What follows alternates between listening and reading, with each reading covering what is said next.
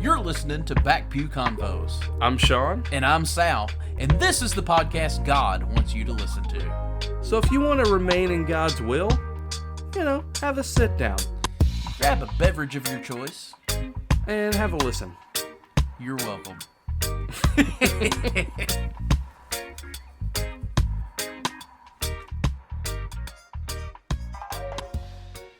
Like that, I've just been thinking about it a lot because I've been continuing to sort of like research it and look into it, and I just listened to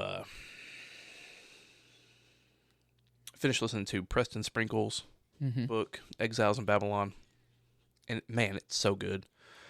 And I think maybe not everyone would like it. I think one reason why I like it, I found out after the fact that he doesn't vote. So maybe his perspective resonates with me more because I took that same position this year. Right. This election, but it's one of those topics for me that it obviously is an important topic, and it's one that I feel strongly about, but at this current juncture for me, it's like I'm not a Christian nationalist. It's not a part of my life. It doesn't affect me. It affects me as far as it affects other people have an effect on my life, you know what I mean? But as far as my internal growth and study and whatever, it's just not even a thing for me. The only reason why I think it's important is because of the effect that it has on the church at large and society. And so depending on where you're at with all that stuff, right. Which I've told you, I'm not in a very healthy spot with with that. So my concern isn't for the institution at this current juncture. Yeah. Well, maybe I should have waited to start recording. Well, you can always just cut all this out. Yeah. I assumed you would. Yeah, I can. We've already learned that you just start recording, and then I realize it creates more work for you, but yeah, it does. I don't know. I don't know if I even want to go down that rabbit hole. But anyway, just say it. Get it off your chest. Well, what's the last thing you said? That I'm not particularly concerned with the institution. Oh, the institution, yeah. I was thinking about this, and someone said something recently as I was listening to a podcast or something, and someone said something that kind of triggered this thought, and it was like,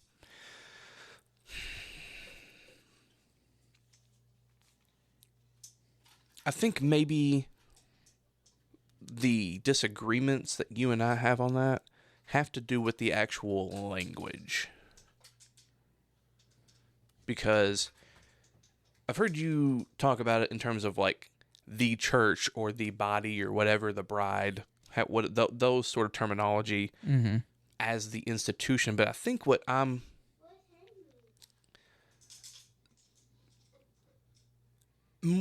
I think maybe a better way to talk about it, and you can talk about it however you want, but the way it kind of made sense to me was to think about it as far as Christianity as a man-made religion. Yes. Jesus didn't come to start a new religion. Exactly. He came to save the world.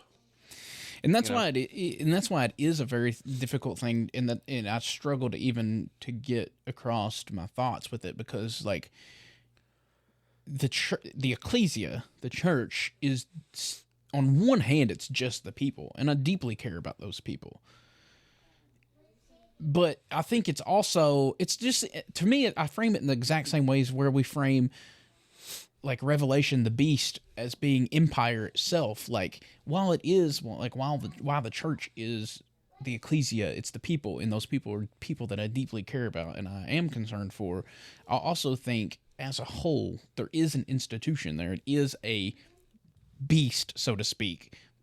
Now, I don't mean that to say it's an evil beast. I just use the language to try to get across, to make the correlation between the Revelation and the empire. It is an empire in and of itself. You know what I'm saying? That is where I see the, I know I've said to you before, as a tool of Satan, even. It's that.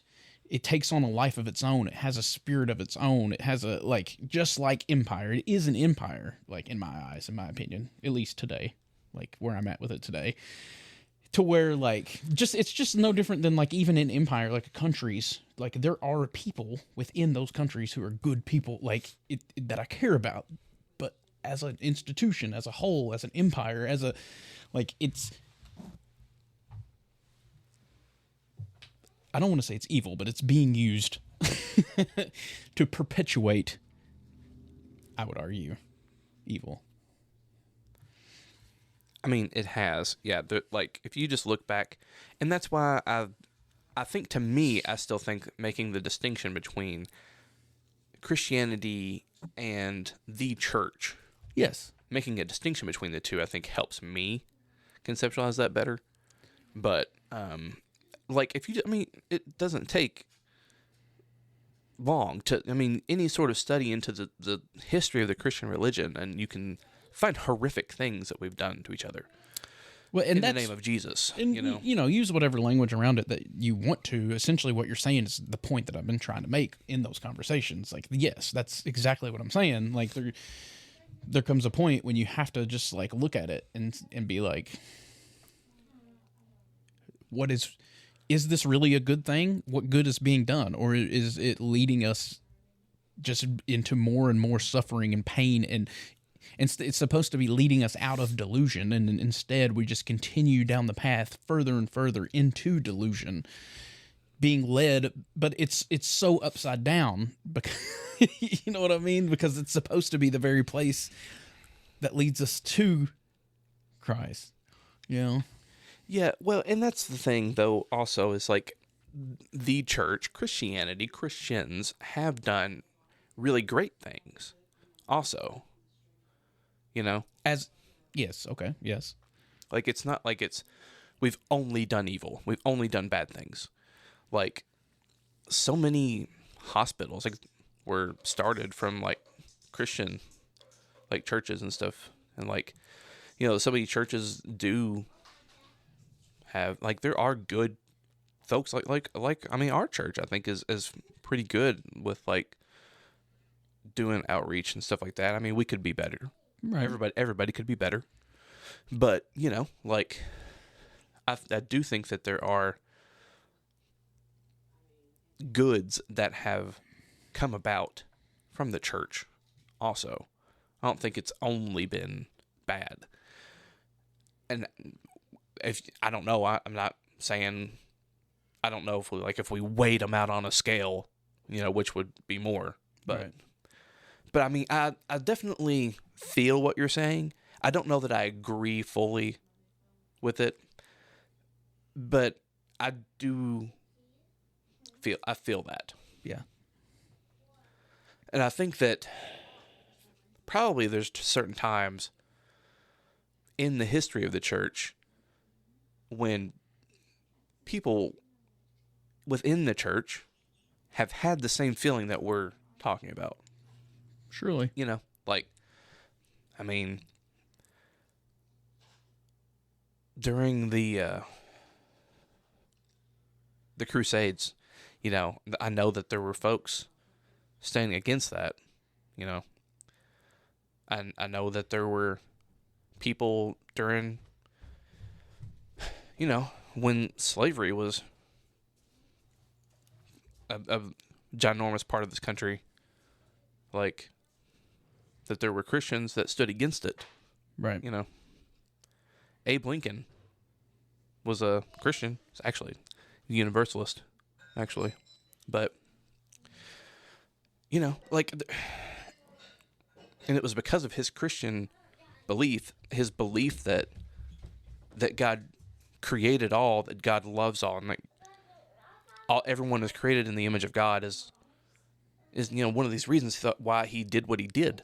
Right. You know, like. Well, I think that also is another distinction that anytime we've had these conversations, I haven't just talked about Christianity at large. It's always been American evangelical Christianity, the institution of American evangelical Christianity. Yeah. Yeah. What it has become.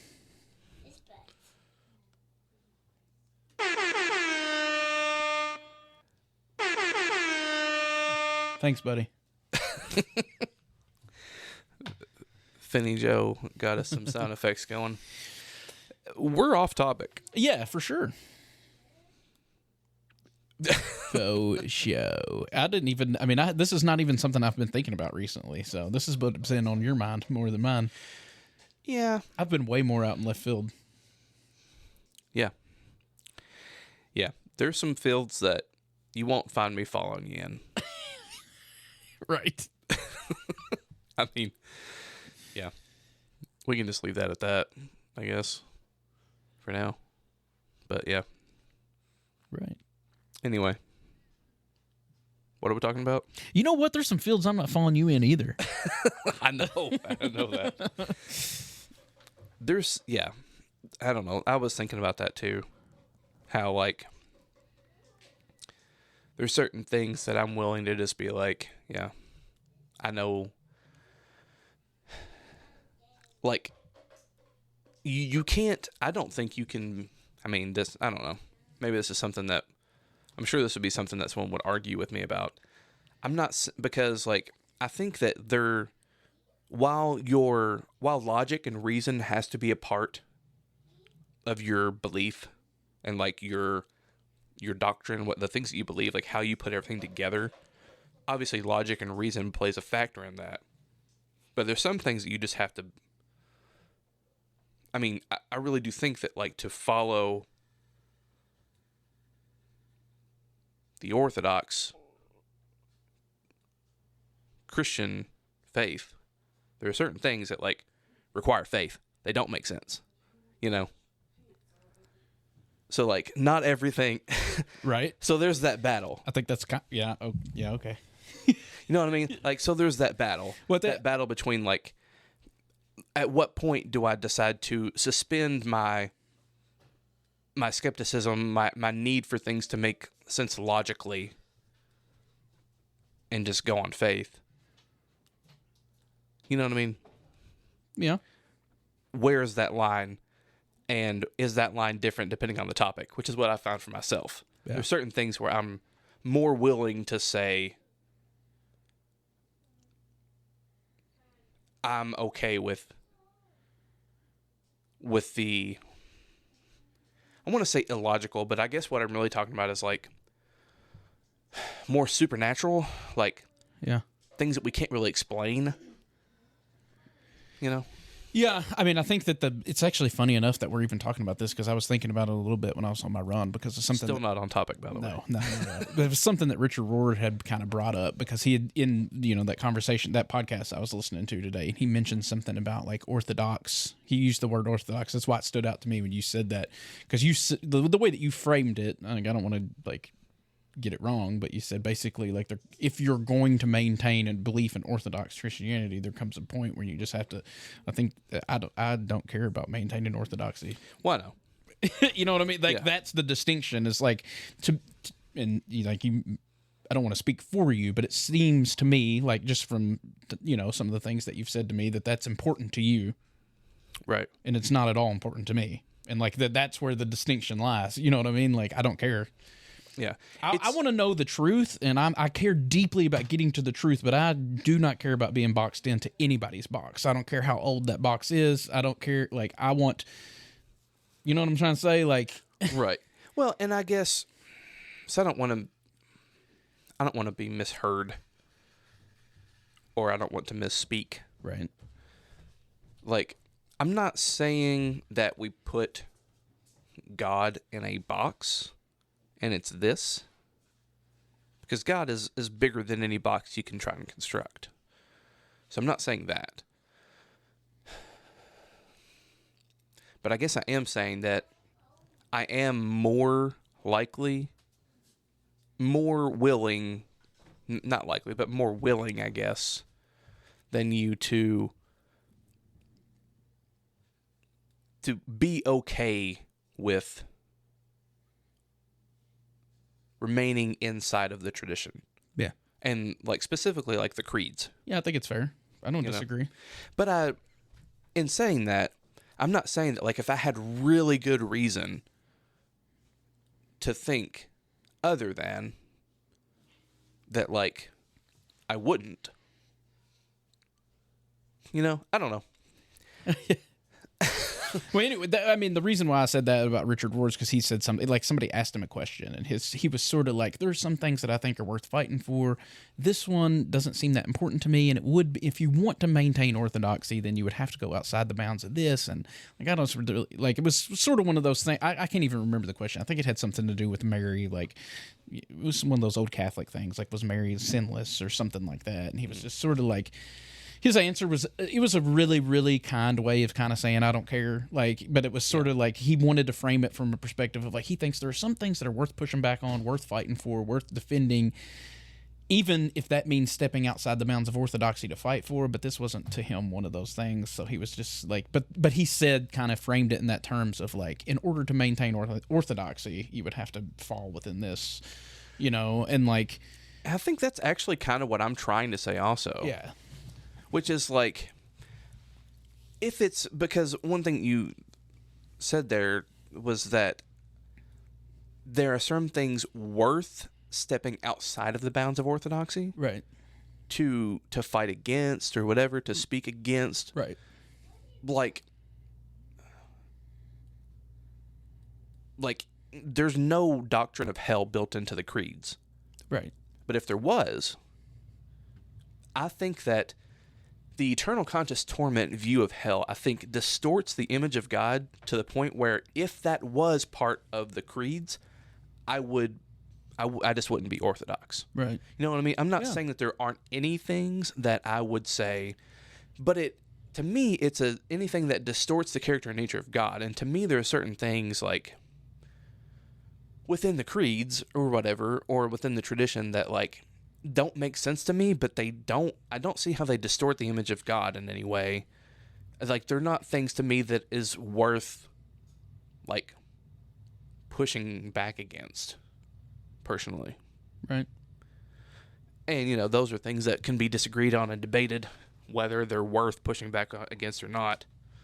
But yeah, I just think that, but I also think it's a distinction between like pushing back or fighting against and just like not believing, or just like, you know what I mean? Like, I'm just not, if I just genuinely don't believe something, but these ancient people wrote it in this creed, I'm not just going to pretend like I believe it because it's in a creed, because in order to be orthodox, I have to believe this one thing. So, you know what I mean? Like, if I just don't believe it, I just don't believe it. Like, you can't unsee what you've seen. You know what I mean? Like, so from that perspective, I'm not so concerned with being orthodox that I'm going to try to ignore these questions that I have, or I'm not going to try to believe something that I no longer believe just in order to maintain what these people think is orthodox. I don't care. Like, I don't care what anybody thinks about me. Are there some things that I believe that aren't Orthodox Christianity? Sure. And I don't care. Like, because I'm not concerned with people's labels. I genuinely only care about the truth. And I don't care, like, is that going to label me a heretic, or certain people going to label me a heretic, or certain people going to think I'm going to hell? Don't care. Like, I only care about getting to the truth. I don't care. Like, you know what I mean? right. Like, and if that means, like, but I'm not going to, that's kind of the point I guess I'm trying to make with it, is like, to your point, yeah, there are probably some things that are worth fighting for. You got to pick and choose your battle, right? There are some things worth fighting for. But at the same time, like, we're talking about the creeds and, like, orthodoxy. Like, I'm not going to pretend to believe something I just don't believe in order to maintain orthodoxy. You know what I mean? Or, like... Right. Well, I'm not saying do that either. I know like, you're not. If you genuinely don't, like, believe it. I know you're not saying that, but I want to make that distinction. You know what I mean? Like... Yeah. I guess that's where I'm at personally as of today with my walk. It's like, I don't care. I don't care about labels. I don't care about orthodoxy. I don't care. There are people who are listening, or, who may listen, who are going to think I'm not even a real Christian. Don't care. Like, don't care. I'm on my own path. I'm on my own journey. Like, I don't need to fit in your box or anybody else's box. I'm literally only trying to find the truth. Yeah. You know what I mean? Yeah. And that's me too. Like, I want the truth. I'm genuinely seeking the truth. And that's why, though, that I do put a lot of stock in those early church fathers and the stuff that they believed and the things that they taught and the way that they conceptualized a lot of this. Right. I mean, were they perfect and were they all knowing and had it all figured out? No, but they were closer to the original sources. They were closer to the actual apostles' teaching, right. And stuff like that. And, those things do what those guys actually believed, the ones that actually walked and talked with Jesus, and what their disciples actually thought and Right. wrote about. Like, those things are important to me. Yeah, I mean they are to me too, to an extent. It's a spoke in the wheel. You know what I mean? Like it carries some weight. Like it matters. Yeah. So to me, it does factor into my pursuit of truth. Yes, I think so too. Right. You know, I don't disagree with that. Yeah. Necessarily. That doesn't mean that I'm just because they said it, I'm going to believe it. And I know that's not what you're saying. Right. You know what I mean? But like, does it factor in for me? Sure, of course. Like, yeah, absolutely. Yeah. And yeah,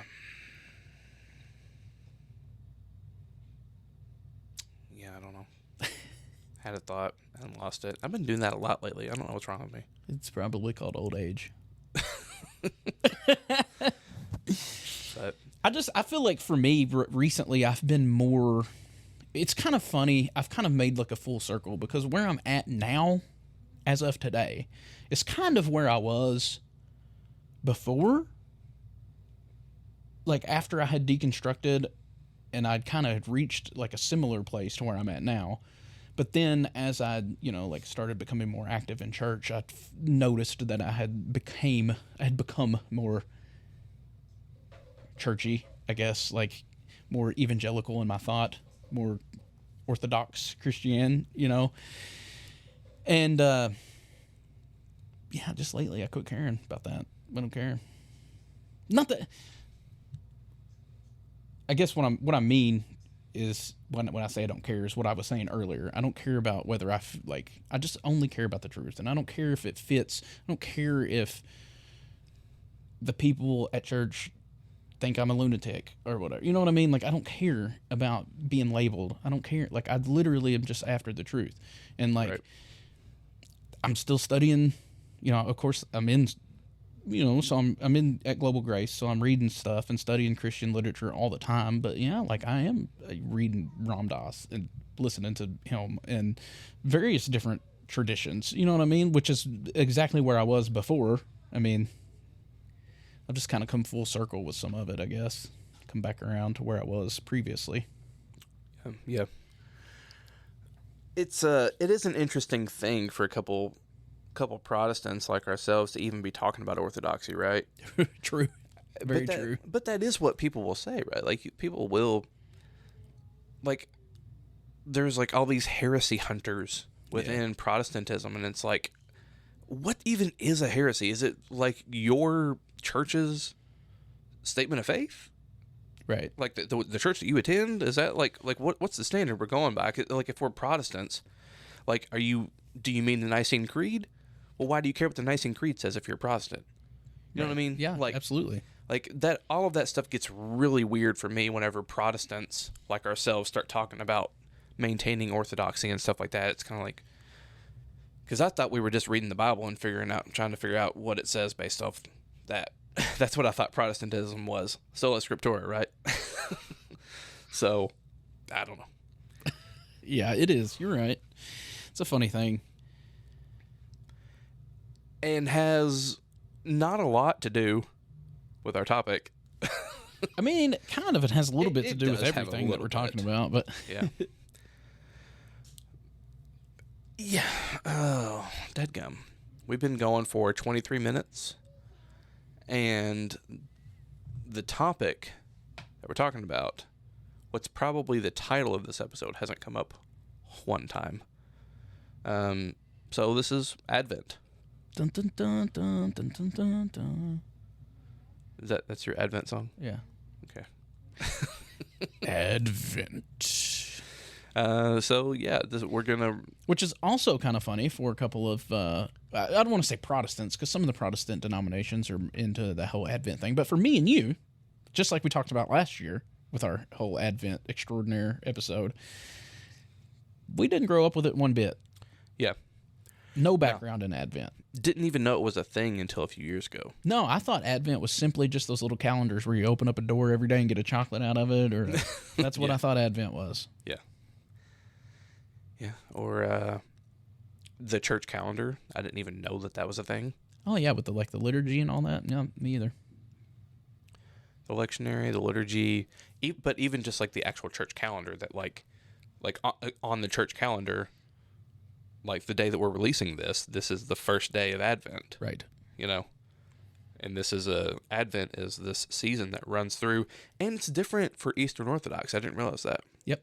Until recently, but Eastern Orthodox Advent season starts way sooner than this. It's like the 20 something or something like that. Like it starts in November. I do remember when we did our episode last year looking into that a little bit and noticing that it was different for them, but I don't remember. I didn't look it up this year, so I don't remember.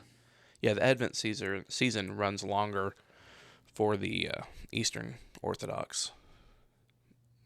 But yeah, so I guess what we're going with this year is the more of the Catholic or the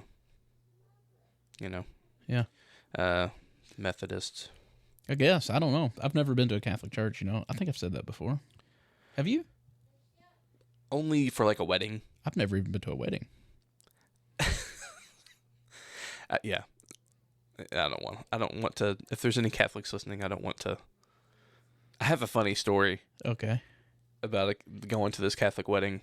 Well, the only time I've ever that I remember actually stepping foot in a Catholic church, not counting like because we've been into like the parish hall or whatever for Finn's school because he goes to St. Sebastian, but like actually in the sanctuary, is that what they call it? I don't know if they're. I guess, yeah. Is when we snuck in. We didn't really sneak in, but we went into the place in Ferdinand. Yeah. That was the only time I've ever been in a Catholic church. It was beautiful. Absolutely beautiful. Yeah. I really do love going in those types of churches. I guess it's just because it's so different than ours, I don't like our sanctuary. Honestly, you wouldn't even really know it was a church if it wasn't like. I mean, there's pews, right? I'm sure there's a cross in there somewhere. Off the top of my head, I can't even think. There's a cross on our Christian flag.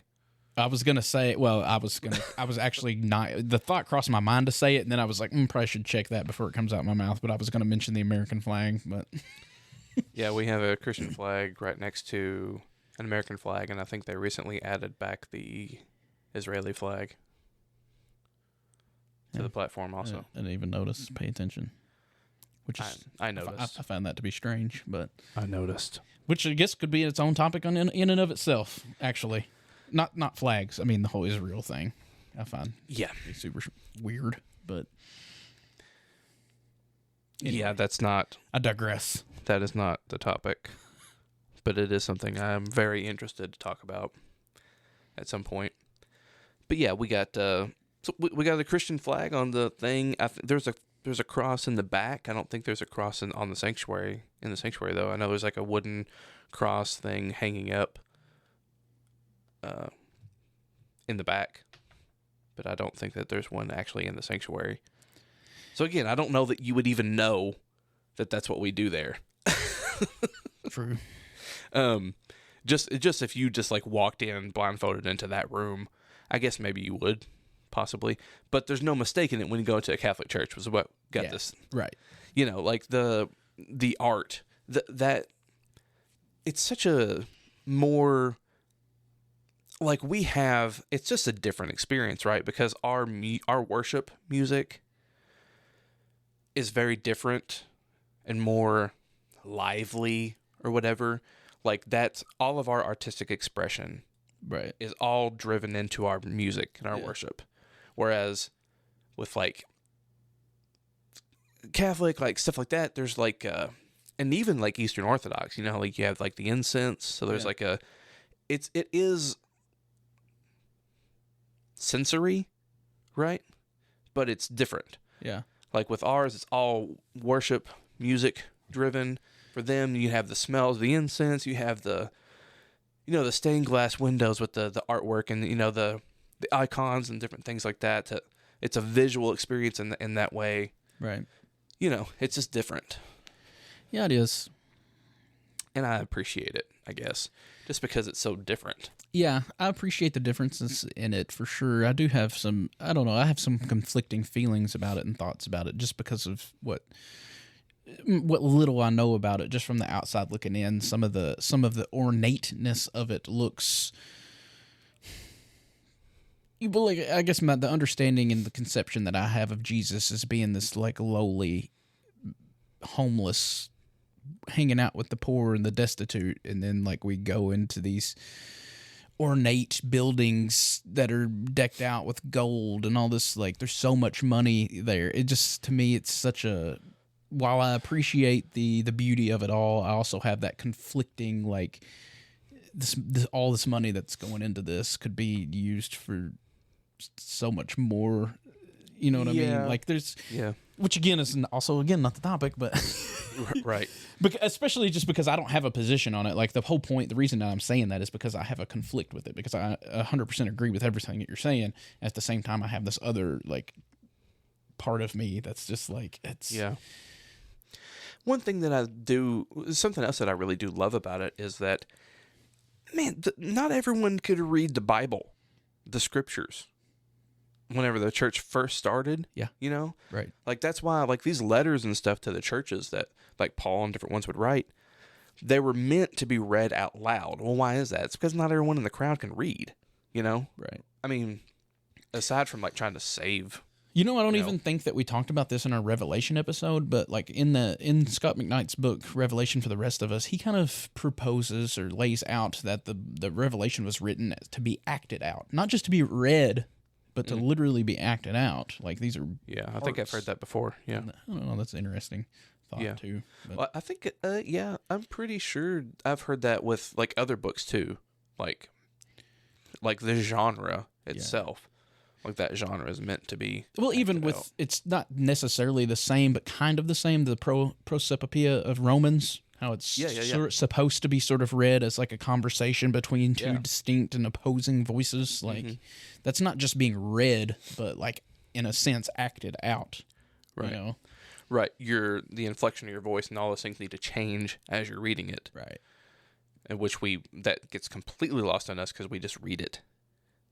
Well, even worse is because we very rarely do we even just read it. Like, if you go generally any sort of church service, we're verse here, verse there. Like, we don't even read the letter. We turn to chapter 8, verse 3, 4, and 5. Yeah. So we just get this tiny snippet of the book.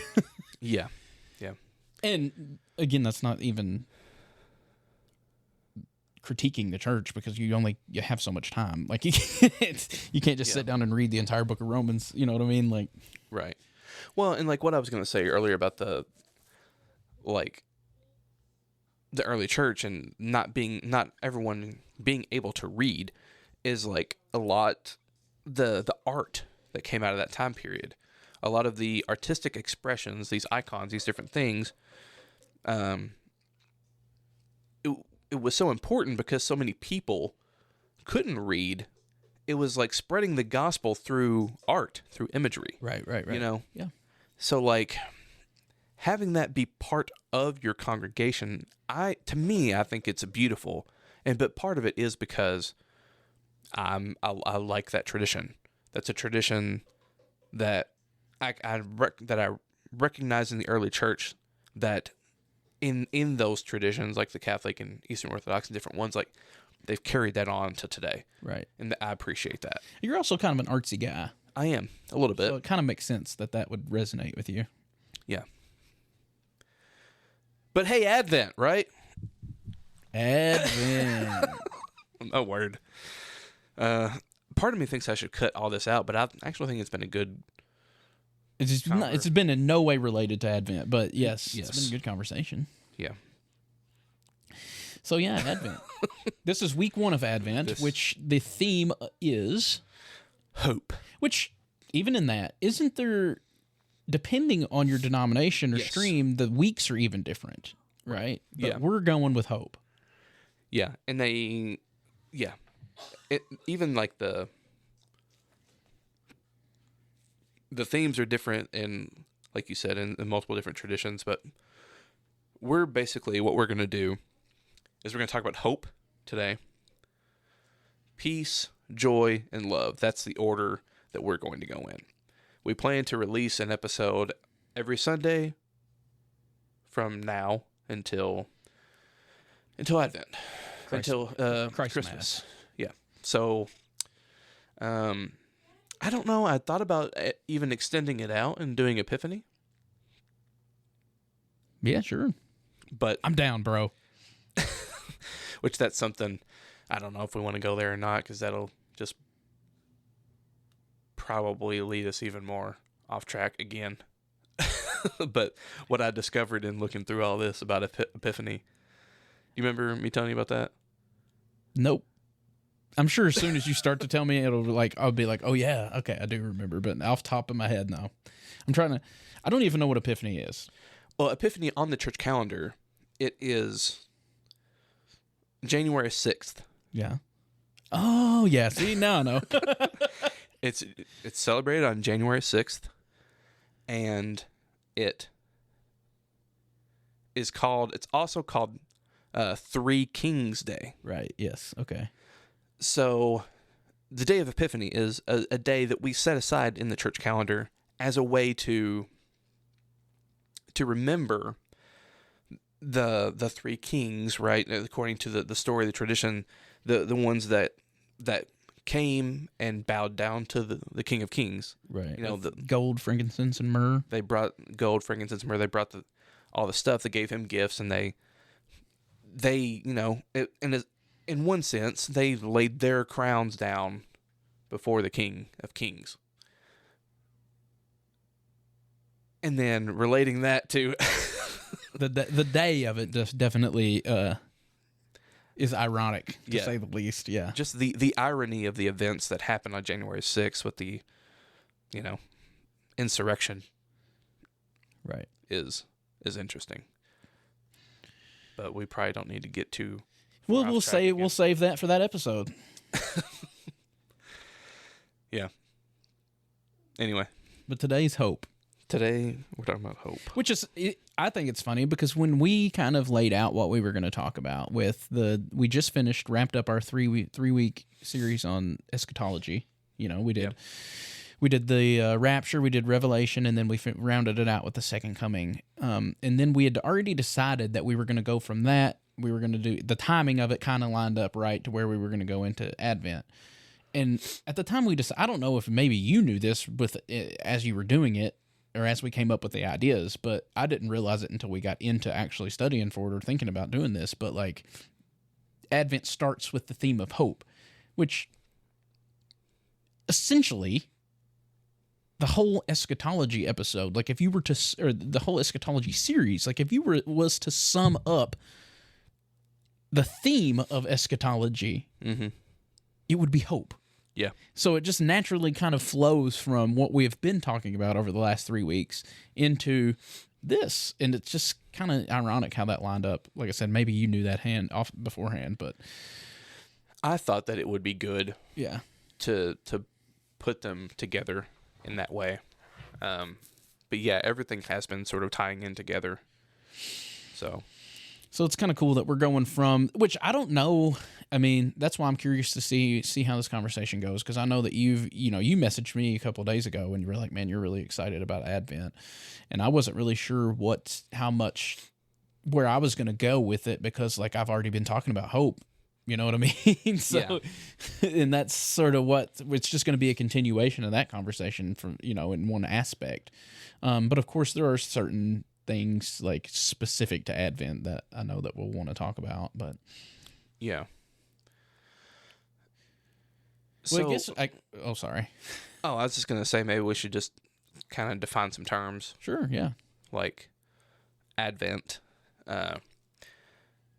If you're not aware, Advent starts on the first Sunday in December and runs through. It's again, depending on the tradition, it might be longer, but usually runs through Christmas Eve, Christmas Day. And so Advent, the actual word Advent, means arrival or appearance or coming. So like, it's a season where we wait for the Christ coming, for his appearing.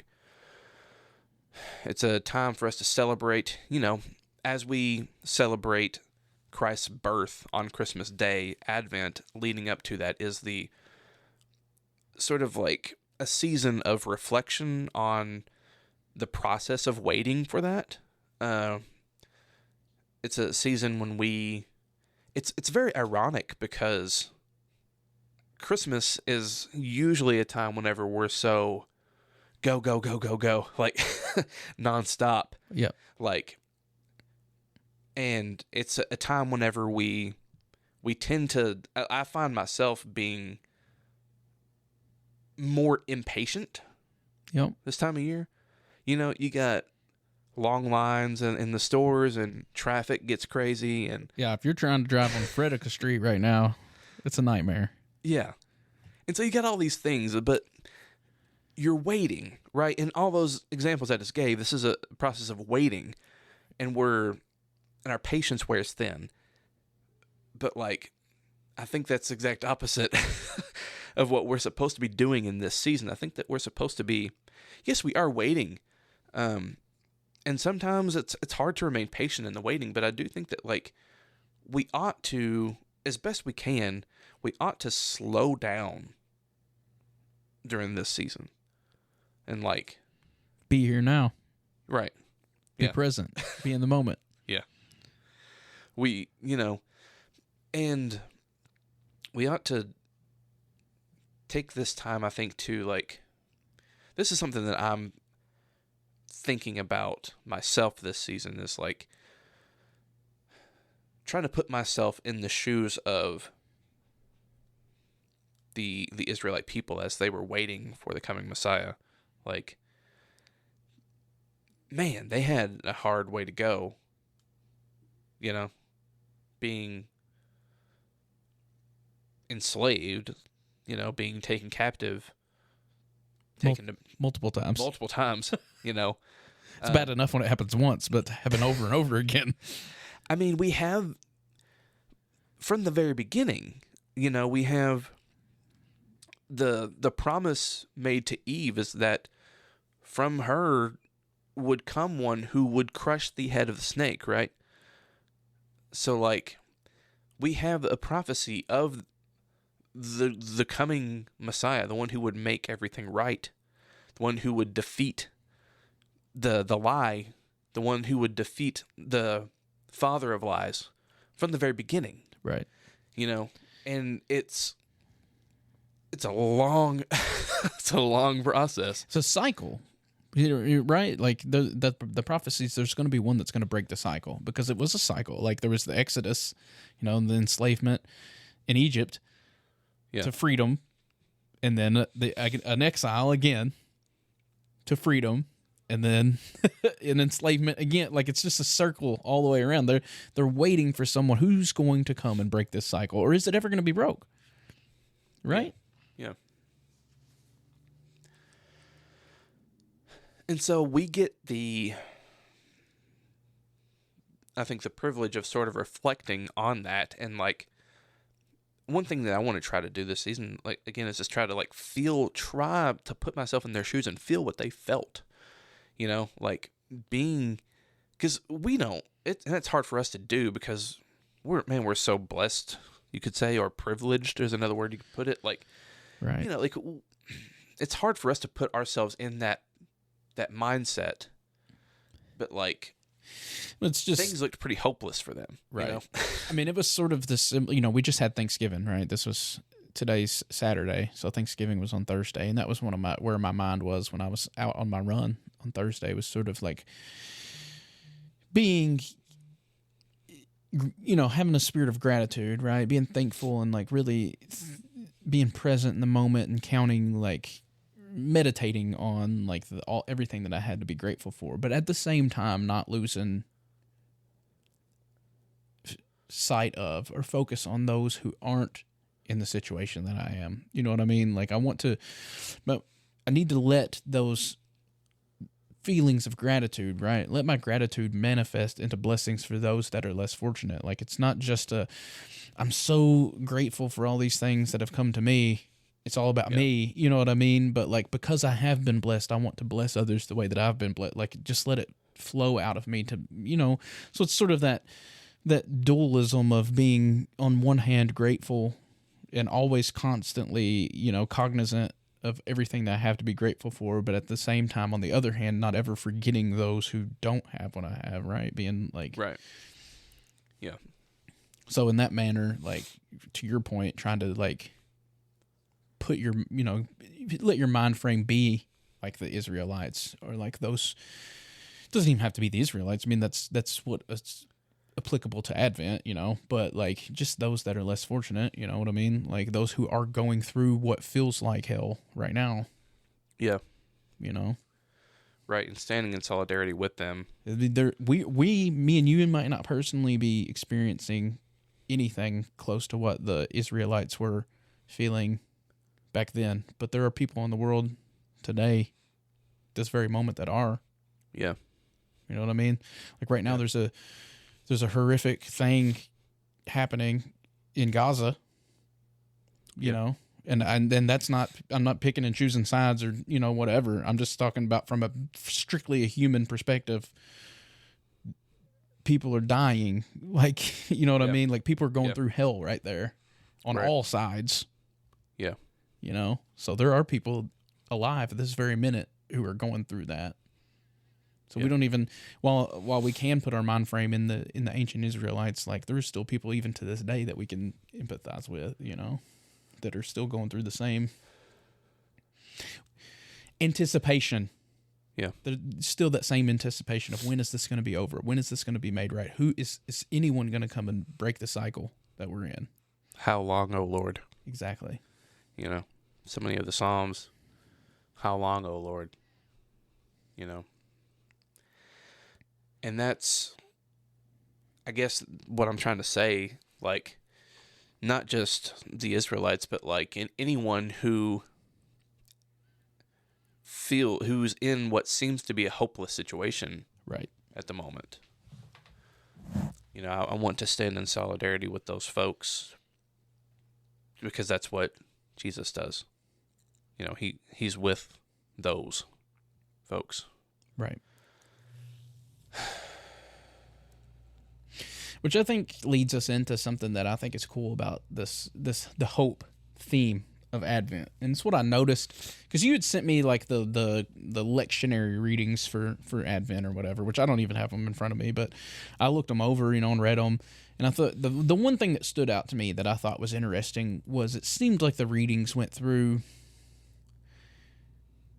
the hope of the past, which is what you're talking about, right? The hope that the ancient Israelites had of breaking the cycle. So the hope of the past, the hope of the present, right? So, which is what I was talking about with like what's going on in Gaza right now. Like that's something that's happening to this very day that they're still waiting. Like, who's going to make this right? Is it ever going to be made right? Yeah. And then we have that future, which is essentially the hope that we talked about in our eschatology episode. That, at least for me and you, the hope that all things will be made right at some point. You know what I mean? And so I thought that was kind of cool, with the hope of Advent being encapsulated as a theme, just like what we talked about with the book of Revelation. It's a theme of a past hope, of present reality, and a hope for the future. You know what I mean? Just encapsulating time. Yeah, the one who was, the one who is, and is to come. Right. Yeah. Wherever there is suffering, wherever there has been suffering, wherever there will be suffering, rest assured Christ is there suffering with you, with them.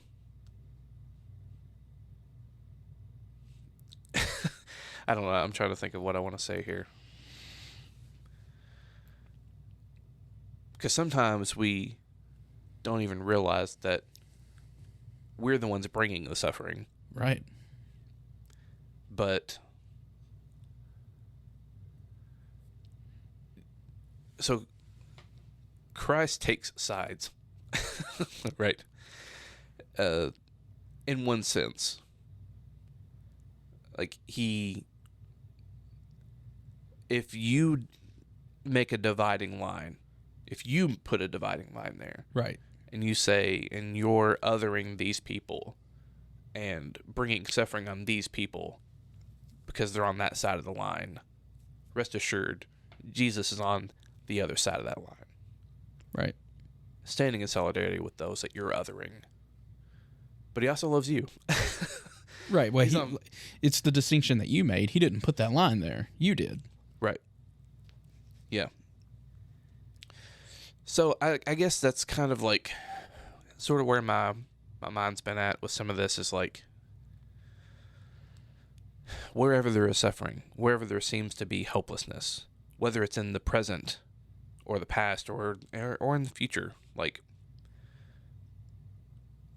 he is the one who was, he is the one who is and who is to come. And as hard as it is, like, the Israelite people, they had hope.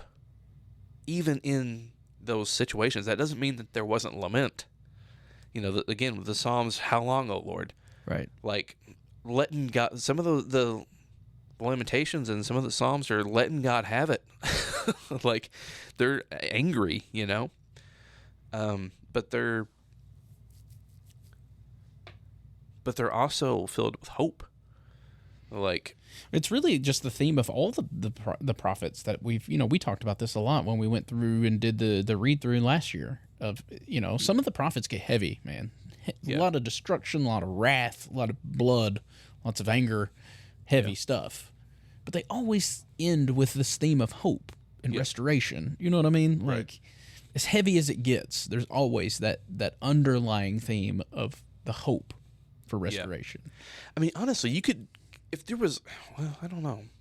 This is something that just came to my mind, and I don't know. I could be off on it, but if there was like one word to encapsulate the whole message of the whole of Scripture, like, maybe it is hope. Maybe it's hope. Yeah. You know? Right. Well, you don't have faith without hope. That's one thing, because a lot of people maybe would say faith, but you can't have faith without hope, because according to Scripture, faith is the substance of things hoped for. Yeah. Right. And that's something else that I wanted to talk about. Like, the word hope itself in Scripture, it doesn't just mean like wishful thinking.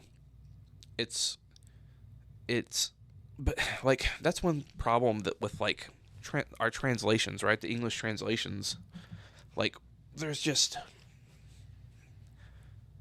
even in English, some of our words take on different meaning depending on the time in which they're said. And like, Right. Words, the meaning of words kind of like changes and morphs over time, but like, hope can be reduced, like in English, like the word hope can be reduced to sort of like wishful thinking. But that's not how I think that the authors of Scripture use it. I think it's really meant to convey a confident hope, like not a certainty, but the hope built on the character and nature of God. How God reveals himself to Moses, that he is the same thing that Jonah repeats back to God. I knew that you were a gracious God, Right. full of loving kindness and mercy, like, all of those things. Like, they, knowing who God is, your hope is in that, because you know who he is. Like, you can be confident in that. Yeah, I think it's that same in that same verse that I quoted, right? Faith is the substance of things hoped for, the evidence of things not seen. Which, like, that second part of it, I think, is just reiterating what hope is. Hope is the evidence of things not seen, right? The evidence, like, it's Right. we don't. So what you're talking about, the difference in certainty, you would be certain if you could see it. Yeah. Right? That's the difference between hope and certainty, right? Like, I don't have to be certain that your wall is the color that it is because I can see it with my own two eyes. Right. So, but even though I can't necessarily not to get too deep about it, but like, because, you know, some people would say, well, you can see God by looking all around you, obviously. Okay, sure, whatever. But like, just because I can't see God as a figure standing in front of me doesn't mean that I don't know who he is, right? Right. So we have this, and I think that's the difference. We have, like, our hope it's not just wishful thinking, but it is a certain degree of certainty that things are going to work out the way they're going to work out because I know who he is, because I have the evidence of these things, even though I can't see them with my physical eye. I have assurance of them because I know who God is. Right? Yeah. Which is why I always say things like, as far as like, you know, I have hope in the restoration of all things, right? Because it's not just wishful thinking, but it's based upon who I know God to be. Right. Yeah. You know? Yeah. That one day everything will be made right. Right. He will wipe every tear from every eye. Right. Yeah.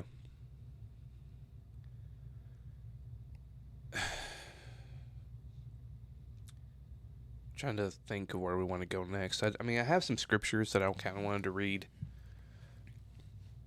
Let me see if I can pull some of these up. So this is from Isaiah 9. This is verses 1 through 7. But there will be no more gloom for her who was in anguish. In earlier times he treated the land of Zebulun and the land of Naphtali with contempt, but later on he shall make it glorious. By the way of the sea, and the other side of Jordan, Galilee of the Gentiles. The people who walked in darkness have seen a great light. Those who lived in a land of deep darkness, on them light has shined. You have multiplied the nation. You have increased its joy. They rejoice before you, as with joy at the harvest, as people exult when dividing plunder. For the yoke of their burden and the bar across their shoulders, the rod of their oppressor, you have broken, as on the day of Midian. For all the boots of the trampling warriors and all the garments rolled in blood shall be burned as fuel for the fire. For a child has been born for us, a son given to us. The government rests upon his shoulders. And he is named Wonderful Counselor, Mighty God, Everlasting Father, Prince of Peace. And of his government and peace there shall be no end. For the throne of David and his kingdom, he will establish and uphold it with justice and with righteousness from this time onward and forevermore. The zeal of the Lord of hosts will do this. So that was from the NRSV, and then I kind of like added my own sort of. It's the Sean Thomas version? Yes. Because I'm so used to the way the government, the increase of his government and peace will be no end. Right. Like, I'm so used to hearing it that way, and I like that better. I sort of just said it that way, but that's actually not how the NRSV translates that. Right. But anyway. So that was one that I wanted to read and sort of like feel as you're reading it, you know? Yeah. Like, this is a hope that those who walk in darkness, the people who walked in darkness have seen a great light. Those who lived in a land of deep darkness, on them light has shined. You know, like, they're speaking about this as if it's already done. It's a done deal. Right. You know, this is hope, but it's a hope that's confident again, and it's finished. Right. Well, that's what I was trying to, like, that's where my mind went, but it just even adds a notch to it to know that this was written before. Exactly. Right. Yeah. Because Jesus said, dying upon the cross, his last words, John 19:30, it is finished. Yeah. Right. We know that, like, now. You know what I mean? Like, we're post that happening. And the thing is, a lot of people still don't believe that, but we're post that. But when this was written in Isaiah, that was even before that. So it's going even beyond having lived past it. You know what I mean? Well, if you have that kind of confidence, that sort of confident hope in who God is, then I think you can make those sort of strong declarations and say, Right. this is a done deal. And I'm going to live and speak as if it's done. You know? Yeah. And of course, that's kind of what the prophetic does, right? Is speaking that way. Right.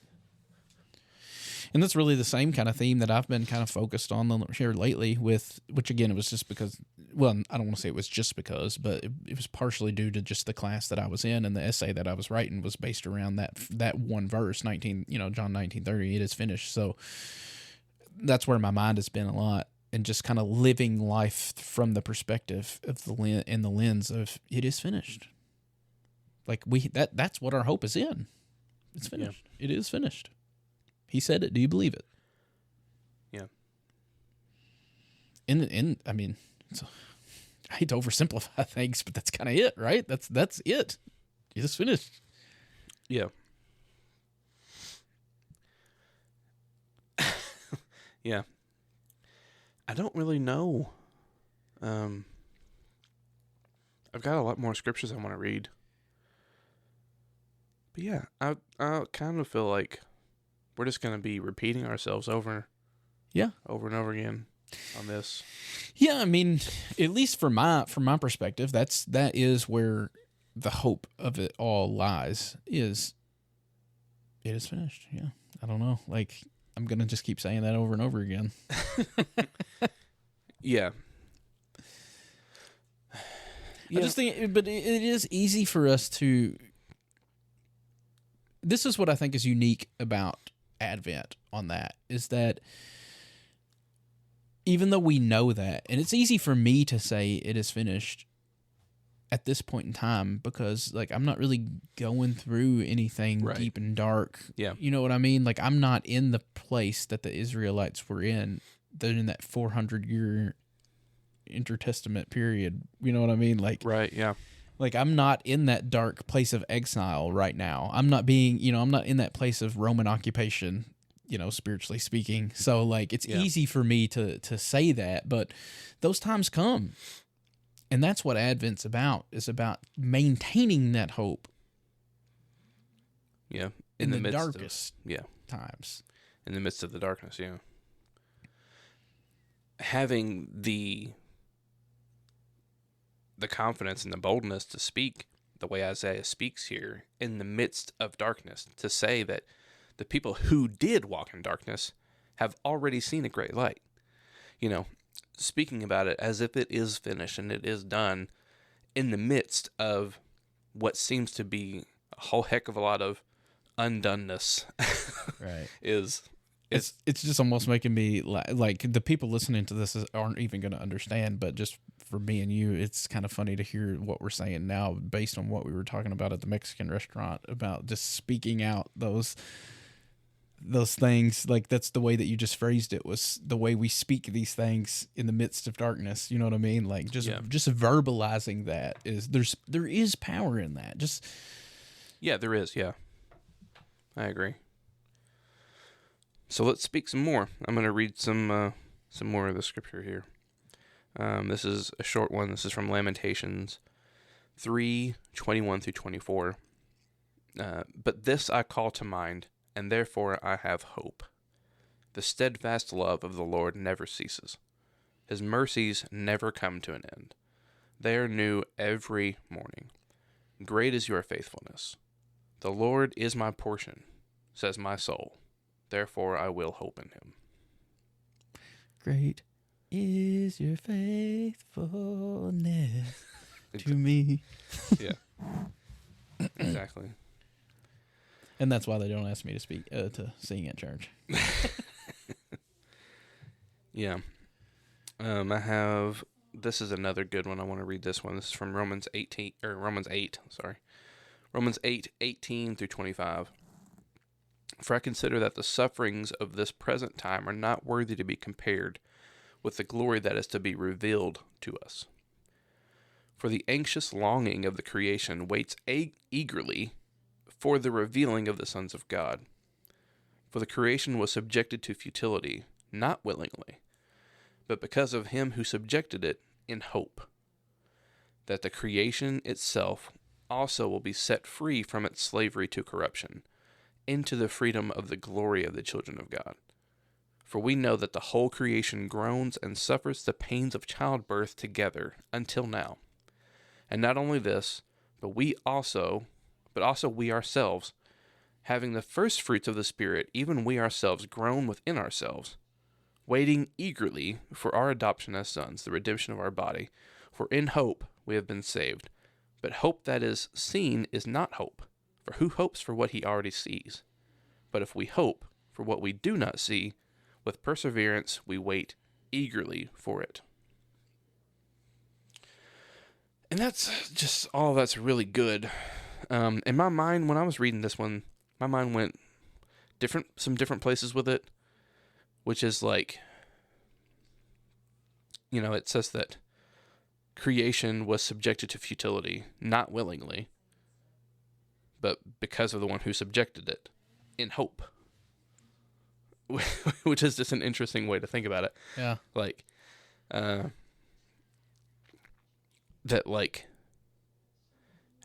this is Paul says this later also in Romans 11:32, I think it is, when he says God has consigned all to disobedience so that he may have mercy on all. Like, all creation was subjected to futility, not willingly, but because of the one who subjected it, in hope that the creation itself would be set free from its slavery to corruption. Right. Which sort of is what I was saying to you, earlier when we were kind of talking at the restaurant about, like, it's kind of a weird, I don't know that paradox is the right word, but it's kind of a weird thing that, like, the darkness, let's use that phrasing, the darkness is painful at the time, right? Like, that's why we're in hopeful anticipation of Advent. That's why we have the hope, is because going through that dark season or whatever, that dark time, that time of exile, that time of occupation is painful and difficult. But that's also where the growth happens, right? Like, Paul even, says that in a few different places in some of his letters, that, like, it's through, those tryings that work patience and, like, long suffering, and, like, it's that's where real, like, growth occurs for us. So it is like a paradox that, like, we are anticipating, like, filled with hopeful anticipation to get through that season, while also recognizing that, like, even in the midst of this, that's growth is occurring. It's not just for pointless suffering, like, but it's hope too, right? We have hope and faith that all things work together for the good. So, yeah.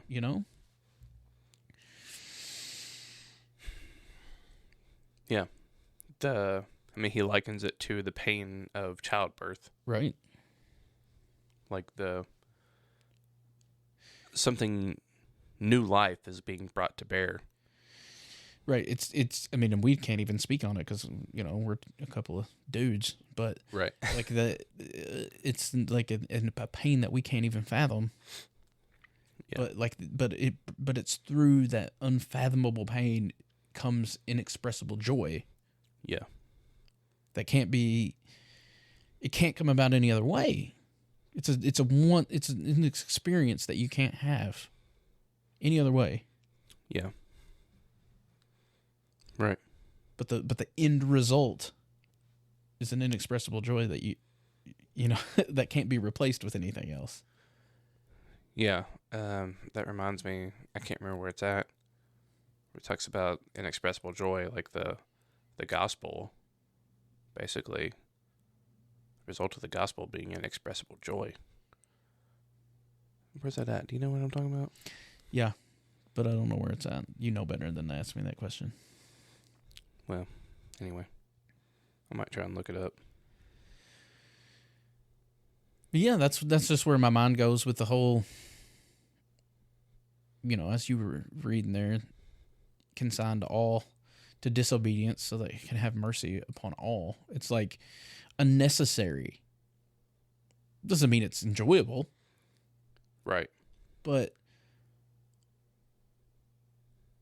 necessary, And I don't know, maybe I'm just now thinking through this and trying to like process it all real time, but perhaps it has something to do with the whole, like, would you really know happiness if you'd never felt sadness, or the other way around? You know what I mean? Like, to oversimplify it, would you even know cold if you didn't have hot to compare it to?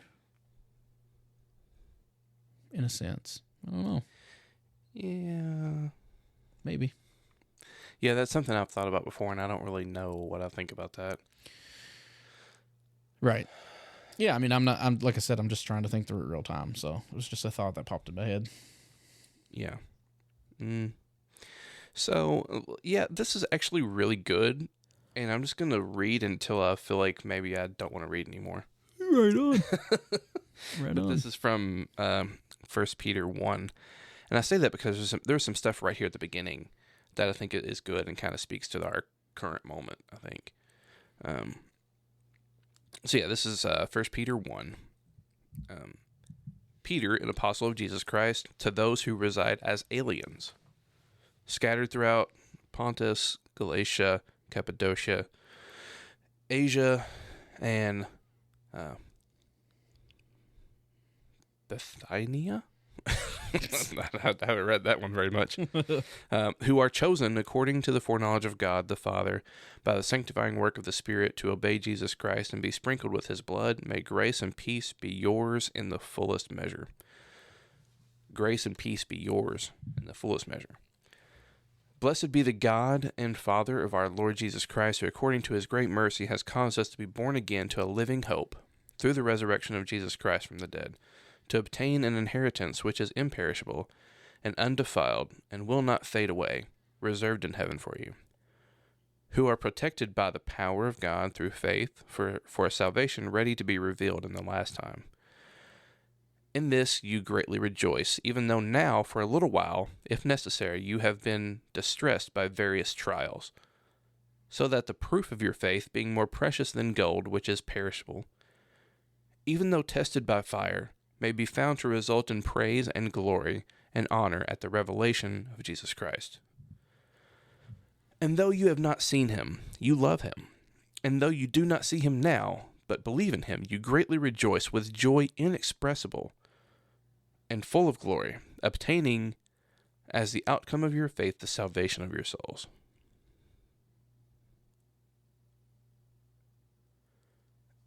As to this salvation, the prophets who prophesied of the grace that would come to you made careful searches and inquiries, seeking to know what person or time the Spirit of Christ within them was indicating as he predicted the sufferings of Christ and the glories to follow. There's so much more we could read on that. I don't want to read the whole chapter though. But yeah, like that, all that stuff is pretty good. Like, I think the first thing that he mentions here that I think is good that I think that we lose sight of a lot is he says, to those who reside as aliens. Like, I think that we can forget that, like, in one sense we are exiles. We're aliens. This, the kingdom of God is not like the kingdoms of this world, right? Like, keep your mind set on the things above, right? Like, the Abraham and Jacob and these folks, they, their faith and them recognizing their status as pilgrims, looking for a city whose builder and maker is God, right? Like, I think that it's important for us, especially maybe now, where we're at currently, to remember that we are aliens Right. and exiles in our own sort of way, Yeah. living in a land that's not our own. And it has nothing to do with the area that you're at. Right. That's not the point you're making there. It's not Yeah. any land Right. that we're on physically, we're still going to be exiles in because his kingdom is not of this world. Right. And so, and then of course, he's talking about trials and he compares that to, gold that is tested by fire, but the result is praise and glory. And even though we can't see it, we can't see him,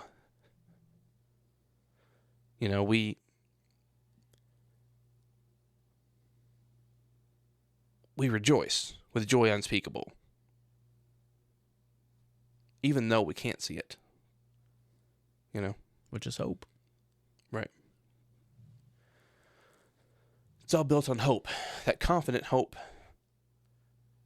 and who Jesus is, who God is, as revealed in the person of Jesus. Yeah. It's not just wishful thinking. But I had one more set of scriptures I wanted to read from Revelation. This is Revelation 21, 1 through 6. Then I saw a new heaven and a new earth, for the first heaven and the first earth had passed away, and the sea was no more. And I saw the holy city, the New Jerusalem, coming down out of heaven from God, prepared as a bride adorned for her husband. And I heard a loud voice from the throne saying, "See, the home of God is among mortals. He will dwell with them as their God. They will be his people, and God himself will be with them. He will wipe every tear from their eyes. Death will be no more. Mourning and crying, pain will be no more. For the first things have passed away." And the one who was seated on the throne said, "See, I am making all things new." Also he said, "Write this down, for these words are trustworthy and true." Then he said to me, "It is done. I am the Alpha and Omega, the beginning and the end. To the thirsty I will give water as a gift from the spring of the water of life."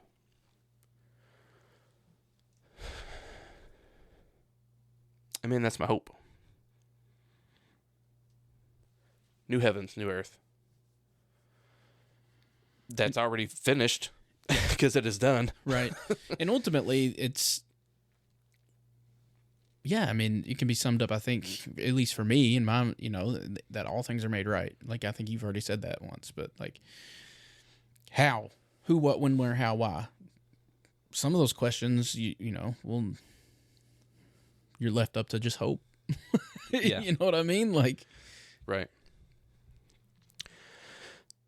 But I believe this lamb, earlier in the Revelation, we've already covered Revelation, but I knew it would come up again, in this Advent and this waiting, the lamb seated on the throne.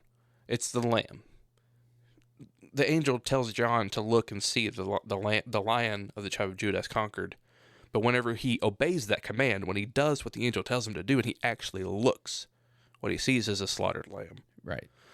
The lion turns out to be a lamb. And it's this same lamb is the one seated on the throne that says, "Behold, I'm making all things new." Right. And I think it's, to go along with that lamb thing, theme, like, I think it's interesting to point out, if you ever notice in what does John the Baptist say when Jesus comes to be baptized? It's, "Behold the lamb who takes away the sin of the world." Like, this was at his baptism. Like, he hadn't been sacrificed, so to speak, if you want to use that sacrificial language. He hasn't been murdered on the cross. He hasn't even started his ministry yet, but John already recognizes him as the lamb. Yeah. Like, he's always been the lamb. Mm-hmm. Yeah. Something I recognized lately. I don't know if you knew this or not, but like the swaddling clothes, that was what they would wrap newborn lambs in like the same type of material, whatever that Jesus was wrapped in is the same thing that they would wrap lambs in. Interesting. Yeah. I didn't even know you would wrap a lamb. Yeah, I guess that's what I read. I don't know anything about. Maybe someone was making stuff up, but but that's what I remember reading, which is interesting. Yeah. Because from the second that he's born, then you have already, like, there's already hints there that this is the lamb, that this is the sacrifice to end all sacrifices. This is the one who would die once for all time. And we would be the ones to kill him. But he would do it for all of us.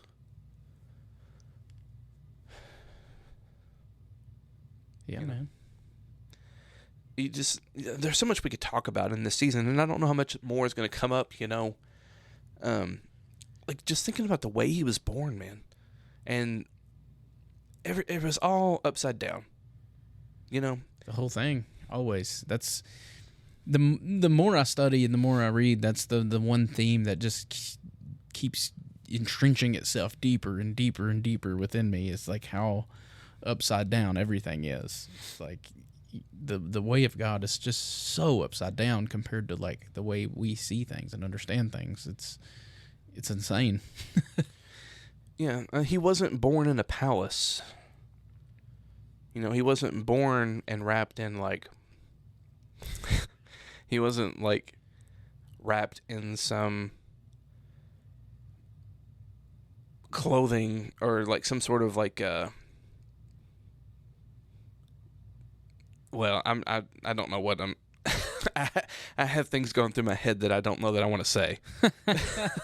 He wasn't wrapped in like something with like that was representative of power or empire. He wasn't wrapped in something that was representative of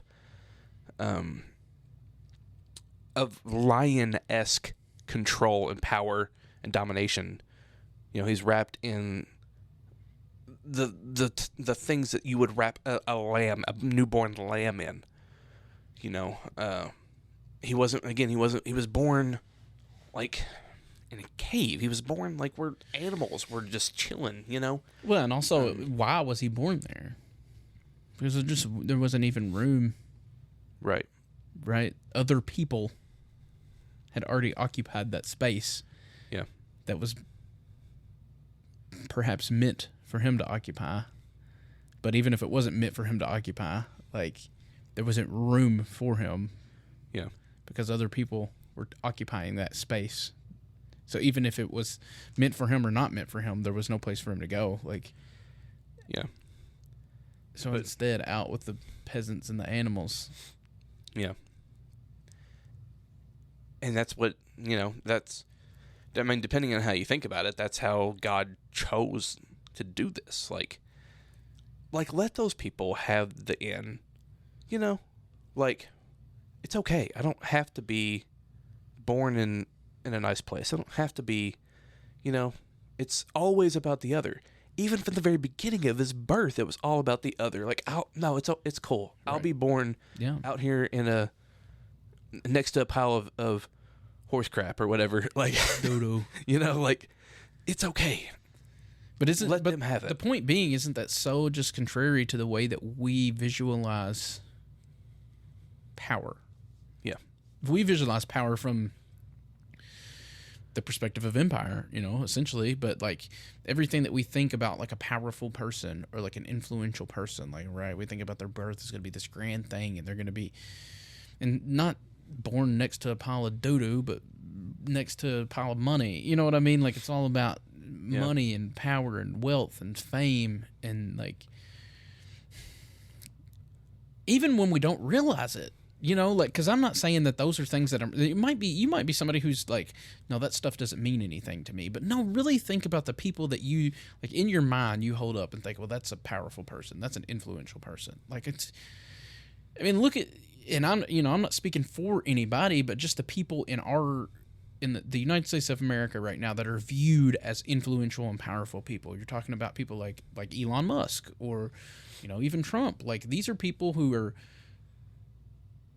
wealthy, loud, boisterous, like not just wealthy, but like showy wealthy. You know what I mean? Like, right, yeah.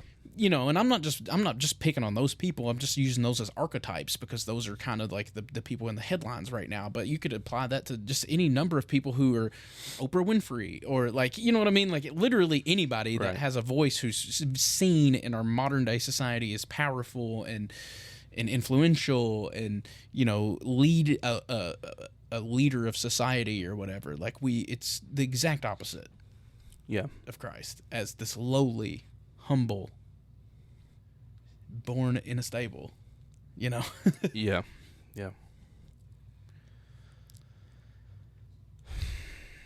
Yeah, I actually have a lot of thoughts on the stuff that you just said, but I don't know if I want to say any of them. That not wanting to say the things that you have to say does not bode well for hosting a podcast show. I know.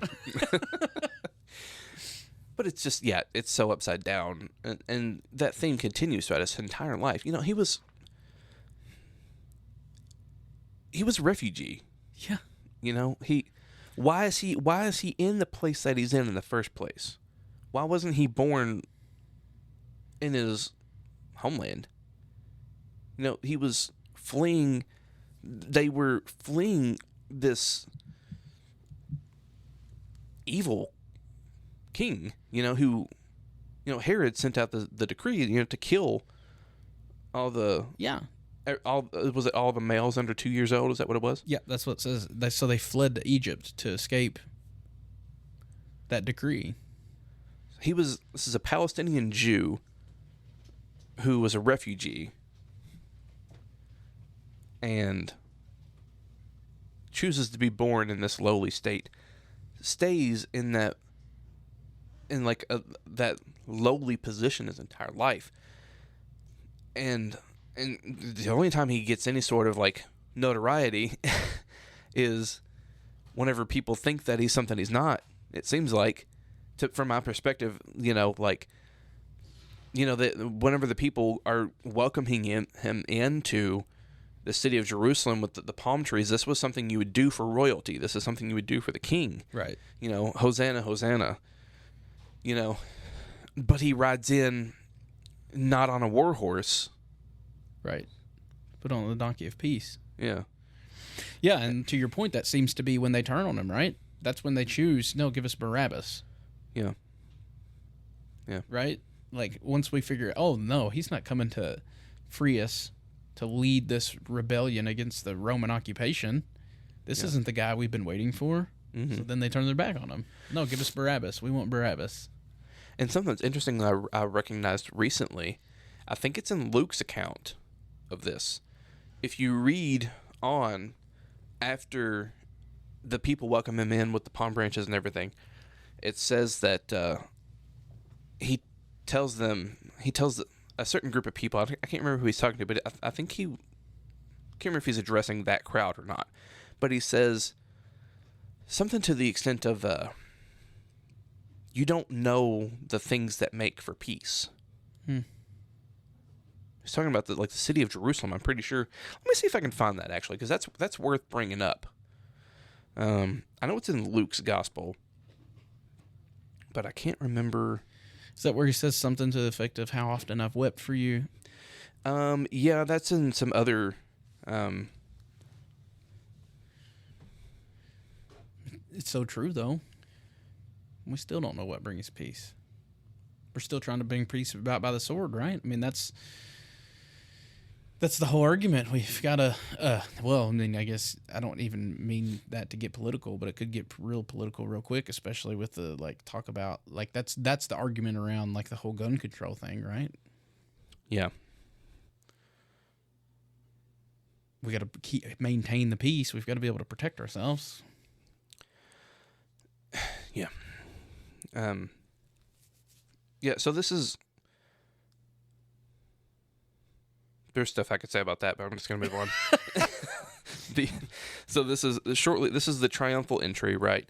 This is from Luke 19. It starts in verse 28. I'm not going to read the whole thing, but 28 through, the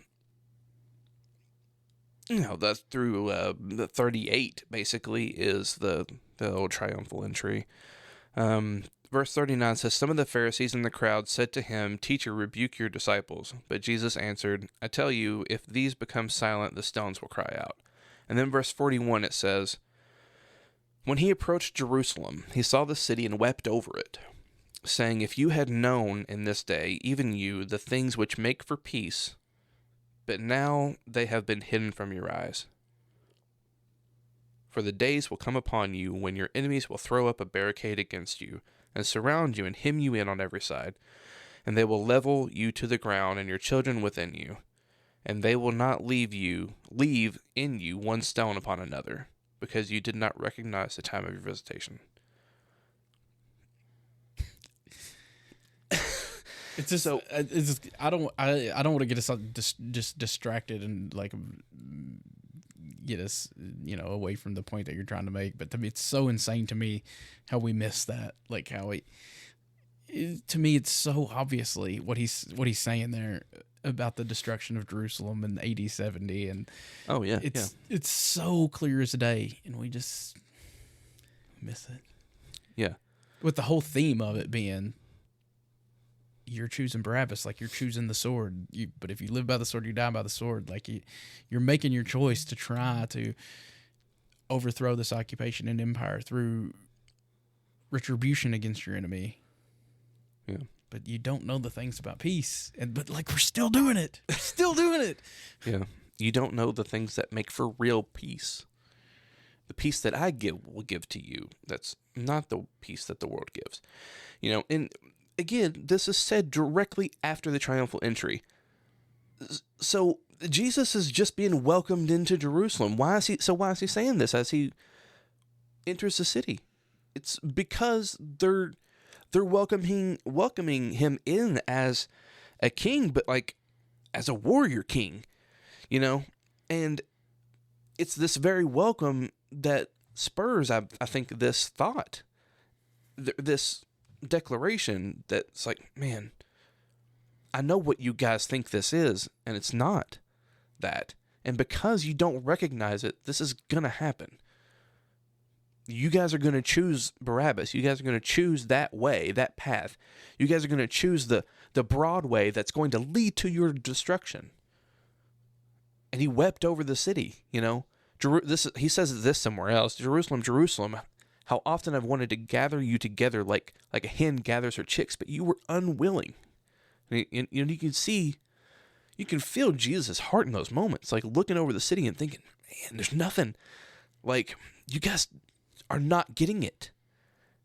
But like that frustration of like knowing what's going to come about and knowing that they will choose it. And that they're not going to hear you. Like that's got, man, that you can really feel that frustration, I think. It's almost interesting as you were talking about that when you frame it that way, like the frustration of Jesus is almost feeling like there's nothing I can even, Jesus thinking there's nothing even I can say to prevent this. But keeping with the theme of today, he still knew, had the hope that is to come, right? He went to the cross. Right. He wouldn't have went to the cross for the joy set before him. He wouldn't have went to the cross if he didn't have faith, which is, again, the substance of things hoped for. Right. If he didn't have faith that all things were going to work out in the end, you know what I mean? Yeah. So like even this theme of hope, I think, with the way that you frame that there, even is within Jesus, right? This, because you can feel that frustration. I get that too. Like, it almost feels hopeless even to Jesus, but he still has that hope. Yeah. That he obviously had. It's not just me, theorizing, because he demonstrated it. He went to the cross. Yeah. Took it all the way to his death. You know what I mean? Right. So, it's interesting how that is applicable to today's theme of hope. Yeah. And I believe it's in Hebrews where it says that he went to the cross with the joy that was set before him. Like, he went, like, knowing that, like, they're not going to hear my words now, but the real peace that they need, the real deliverance that they need, the real, you know, the words aren't coming to me, but like the bondage, the real bondage that needed to be broken, that the joy of setting everyone free, setting all the captives free, not in the way that they thought, but in the way that they really needed. That was the joy set before him, that he would be the one who would liberate all of humanity from, you know, from death, from bondage, you know? Right. And eventually, I mean, the hope is, anyway, that even those who realize, man, we should have listened, you know, as the Romans are invading the city and things are being set on fire, there's just blood flowing through the streets. And, you know, we read some of the stuff from Josephus, like where like the Sea of Galilee was turned to blood. Like there's the amount of carnage, you know, the women and children trying to escape and not being able to, being murdered, you know, like that. Even in the midst of that situation, he is the one who will wipe every tear from every eye. You know, like all those, the tears, the ones who maybe in those moments remembered the words of Jesus and said, "Oh crap, we really screwed up." You know, that like God's not done with them. God's not done with that moment. That experience maybe won't be what their experience was. Like their relation to that experience when God is all in all won't be what it was. You know, that he will wipe every tear from every eye.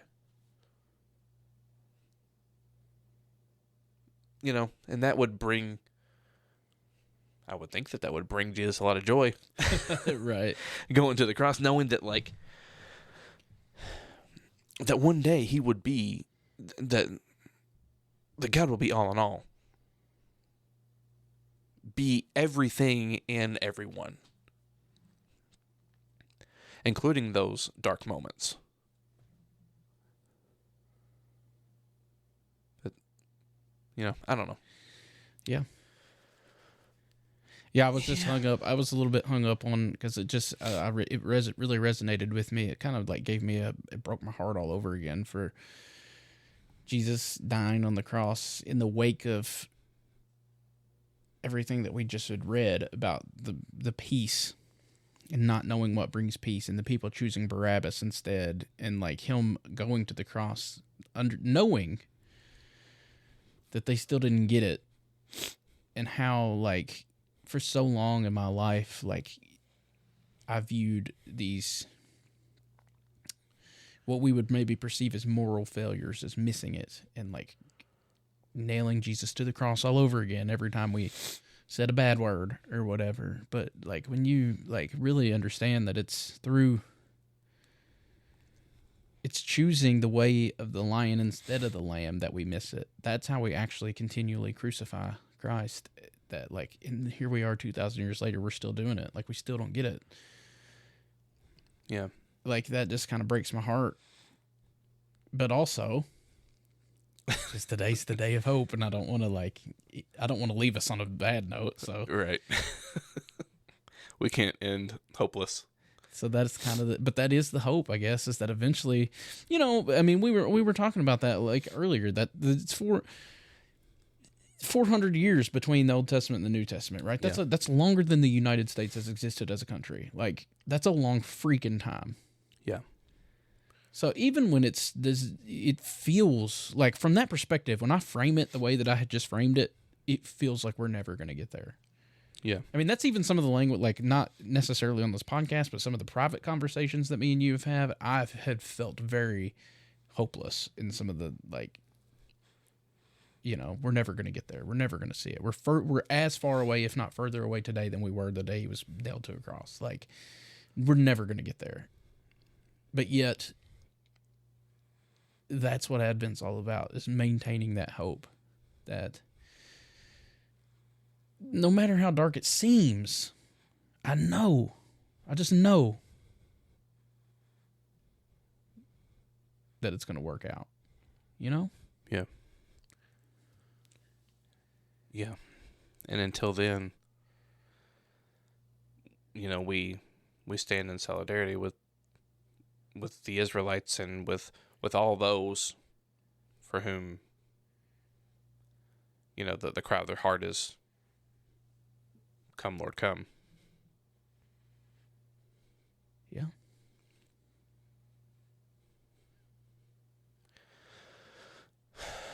All who are thirsty, right? Right. That's kind of where my mind just went with it.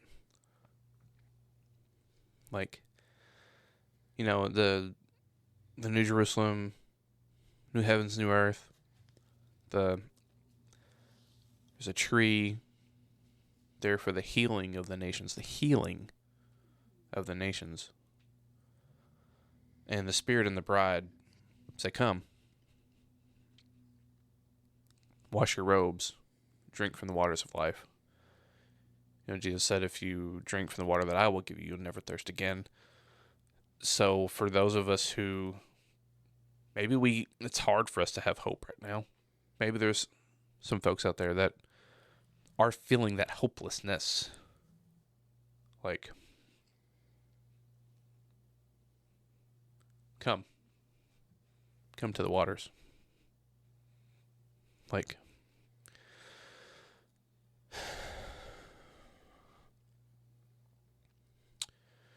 you know, I don't know how to even put into words what I'm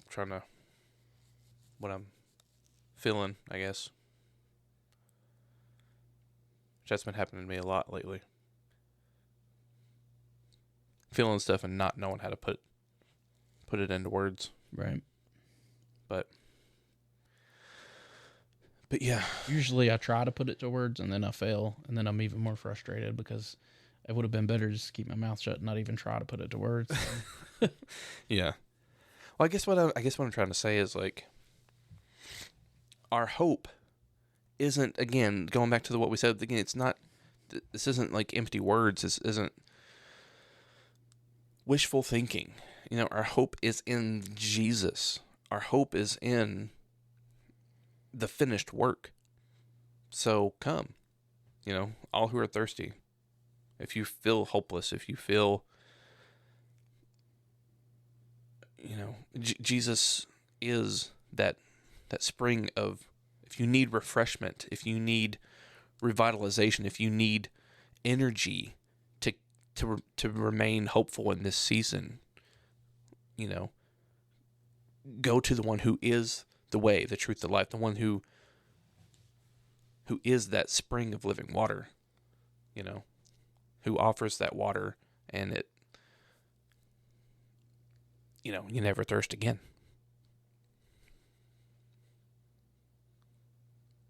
If you're feeling hopeless in this season, take comfort in knowing that it is finished.